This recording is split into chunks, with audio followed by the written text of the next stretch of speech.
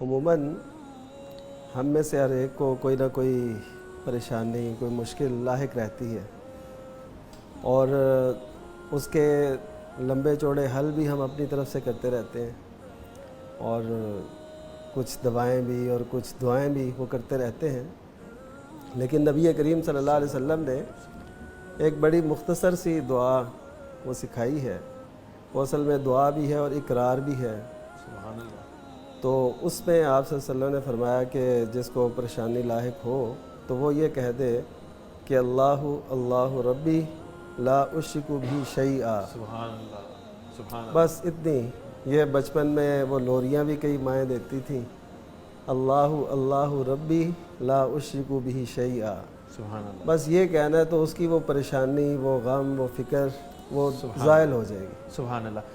اور اس میں اس کی وجہ کیا ہے؟ وہ اصل بات یہ ہے جی کہ اس میں اس نے کوئی دعا تو ایسی نہیں کی کہ جی میرے یہ پریشانی میری دور کر دے۔ یہ تو تعریف ہے۔ ہاں، یہ تو اقرار ہے اپنی طرف سے، اور اللہ تعالیٰ کے ساتھ کسی کو نہ شریک ٹھہرانے کا ایک اظہار ہے۔ سبحان اللہ۔ تو دراصل اللہ تعالیٰ کو جب بندہ سب کچھ مان لیتا ہے نا، ہائے ہائے ہائے، سبحان اللہ، کہ سبحان اللہ۔ تیرے سوا کو یہ دور کر ہی نہیں بے سکتا، شک، بے شک، بے شک۔ تو جب ایک بندے کا یقین اس کامل طور پہ پہنچ جاتا ہے تو پھر اللہ تعالیٰ اس کی اس پریشانی کو جتنی بھی بڑی ہو اس کو دور کر دیتا ہے۔ سبحان اللہ، سبحان اللہ۔ کیا تو یہ مختصر سا وظیفہ ہے۔